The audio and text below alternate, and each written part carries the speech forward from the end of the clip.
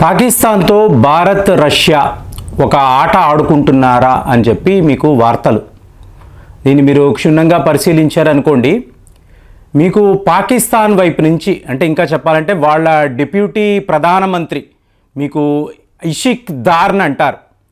ఈయన ఒక కాన్ఫరెన్స్లో మాట్లాడుతున్నారు. అందులో ఈయన ఏమంటున్నారు అంటే, చూడండి, భారత్తో ఒక శాశ్వతమైన శత్రుత్వము అనేది మేము కోరుకోవడం లేదు, వాళ్ళతో స్నేహపూర్వకంగా ఉండాలి అని అనుకుంటున్నాం. కానీ వాళ్ళు తీసుకుంటున్న నిర్ణయాలు అంతా కూడా పాకిస్తాన్కి వ్యతిరేకంగా ఉంటున్నాయి అని చెప్పి ఈయన చెప్పారు. అంటే వీళ్ళు ఒక కాన్ఫరెన్స్ పెట్టుకున్నారండి. అందులో పాకిస్తాన్కు సంబంధించిన ప్రముఖ వ్యాపారవేత్తలను వీళ్ళు పిలిచారు, ఇన్వైట్ చేశారు.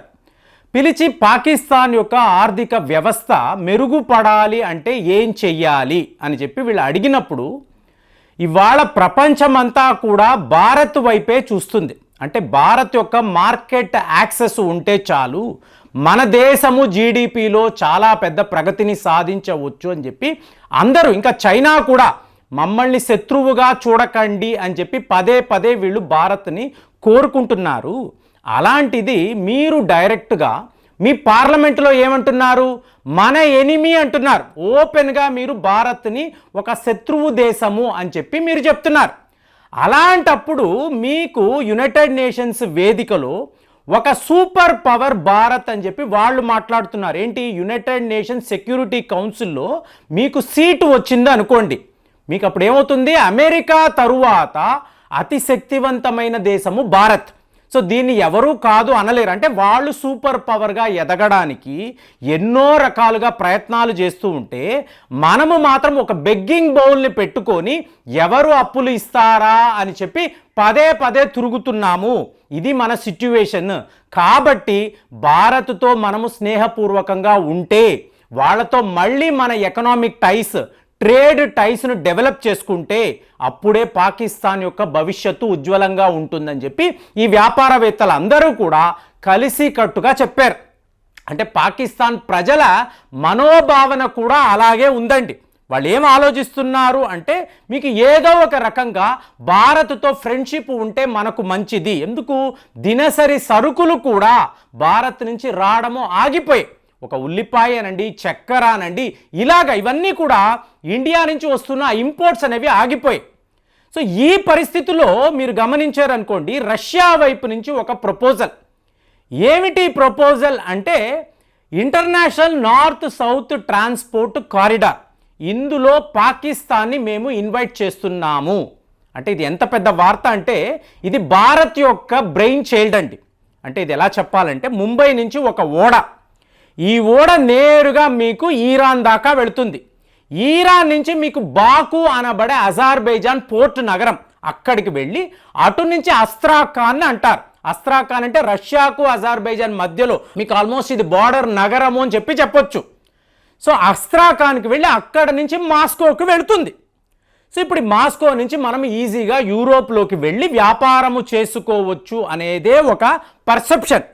సో ఈ పరిస్థితిలో ఇవాళ మన బ్రెయిన్ చైల్డ్ను రష్యా వాళ్ళు ఎలా బ్రేక్ చేస్తారు అని ఒక వర్గము, ఇంకొక వర్గం ఏం చెప్తుంది? ఇది భారత్ రష్యా ఆడుతున్న ఆట. ఎందుకంటే మీకు సెంట్రల్ ఏషియాలో ఉండే దేశాలంతా కూడా ఇవాళ కలిసిమెలిసి భారత్తో వ్యాపారము చెయ్యాలి అని చెప్పి అనుకుంటున్నారు. మరి దీనికి ఎవరు బిగ్గెస్ట్ హర్డల్ అంటే పాకిస్తాన్. సో ఇప్పుడు ఈ పాకిస్తాన్ని మీరు కవరప్ చేయగలిగారు అనుకోండి, పాకిస్తాన్ని మీరు మేనేజ్ చేయగలిగారు అనుకోండి, ఈ టోటల్ సెంట్రల్ ఏషియాని ఒకవైపు రష్యా, ఇంకోవైపు భారత్ కంట్రోల్ చేయగలరు. ఇవాళ మీరు తాపీ పైప్ లైన్ అంటారు. ఈ తాపీ పైప్ లైన్ గత 25 ఏళ్ల నుంచి రష్యా, ఇరాన్ వాళ్ళు ప్లాన్ చేస్తున్నారు. భారత్ దాకా ఈ పైప్ లైన్ రావాలి. ఏంటి? Oil, gas. మీకు బంగ్లాదేశ్ అనండి, మయన్మార్ అనండి, శ్రీలంక, మాల్దీవ్స్ ఇలాంటి దేశాలకు మీరు డైరెక్ట్గా ఆయిల్స్, గ్యాస్ సప్లై చేయొచ్చు.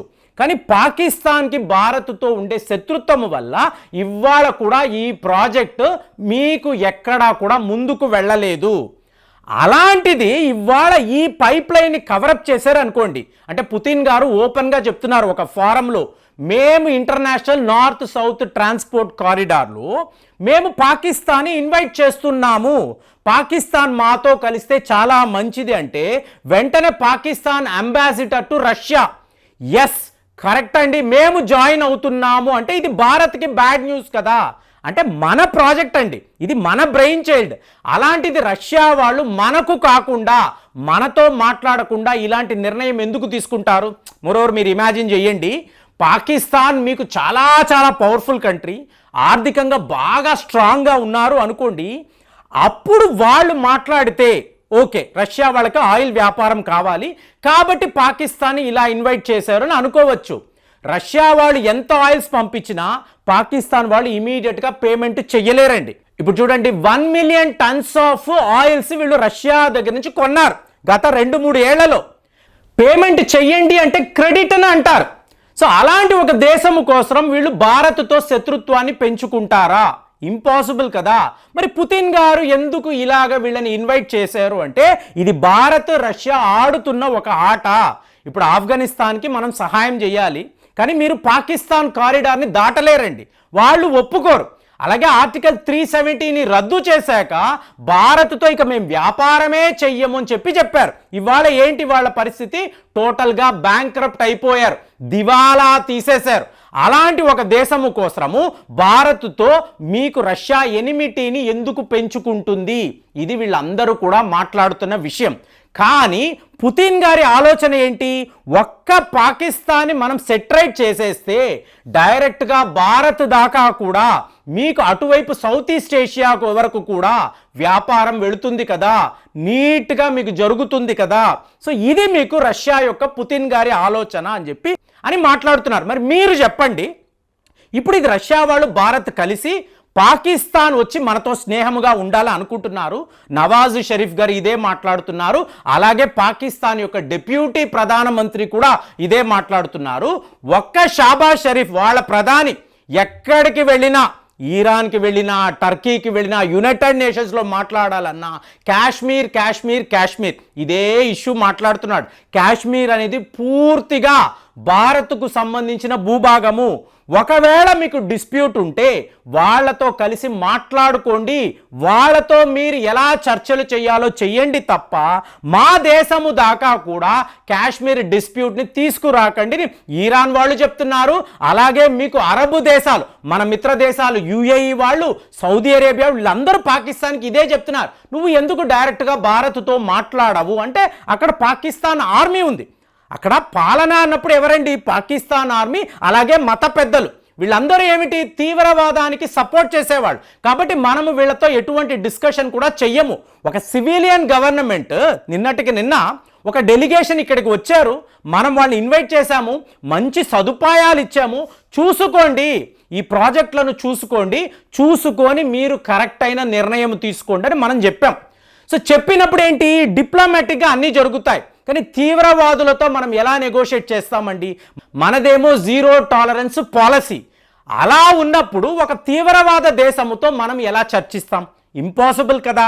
మరి రష్యాతో అనుకోండి, మరి రష్యా ఇలాంటి ప్రపోజల్ ఎందుకు పాకిస్తాన్కి ఇచ్చిందంటే ఒకే ఒక దేశము, దానిని మనం సెటరైట్ చేసేయగలిగితే ఇలా ఉండదు కదా, ప్రతిదీ కూడా స్మూత్గా ఉంటుంది కదా అని వ్లాదిమిర్ పుతిన్ భావించవచ్చు. కానీ మీరు చూడాల్సింది ఫ్రెండ్స్, రష్యా అనేది ఒక కమ్యూనిస్ట్ దేశము, చైనా అనేది ఒక కమ్యూనిస్ట్ దేశము. ఇవాళ పాకిస్తాన్ మీద ఆధారపడడంతో చైనా ఎంతలా నష్టపోతుందో మనం క్లియర్గా చూస్తున్నాము. రేపు పరిస్థితులు మారిపోతే ఒక 5 ఏళ్ళు 10 ఏళ్ళ తరువాత ఇదే పాకిస్తాన్ రష్యాను పెట్టుకొని మనల్ని వాళ్ళు ఇబ్బంది పెట్టారనుకోండి, ఈ ప్రాజెక్టులు పాకిస్తాన్ దాటదు అని వాళ్ళు చెప్పారనుకోండి, అప్పుడు భారత్ ఏం చేయగలదు? కాబట్టి ఈ ఆటలో మనం ఆచితూచి అడుగు వెయ్యాలి అనేది చాలా చాలా ముఖ్యమైన ఒక విషయము. రేపు పుతిన్ గారు పాలనలో లేకపోతే మీకు పాకిస్తాన్లో ఏవైనా తీవ్ర స్థాయిలో మార్పులు వస్తే అప్పుడు భారత్ ఏం చెయ్యగలదు? ఒక్కసారి మీరు ఆలోచించండి, ఇది కరెక్ట్ డిసిషనా కాదా? ఇంటర్నేషనల్ నార్త్ సౌత్ ట్రాన్స్పోర్ట్ కారిడార్లో పాకిస్తాన్ని మనము ఎందుకు అలో చెయ్యాలి? ఇది ఒకవైపు అడిగే ప్రశ్న. ఇంకొక వైపు వాడు కూడా ఈ గ్రూపులో ఉంటే మనకు వ్యాపారం బాగా పెరుగుతుంది, కలుపుకుందామని ఇంకో గ్రూపు మాట్లాడుతున్నారు. ఎవరి వాదన కరెక్ట్? కామెంట్స్లో తెలియజేయండి. మళ్ళీ వచ్చే వీడియోలో కలుద్దాం. జై హింద్.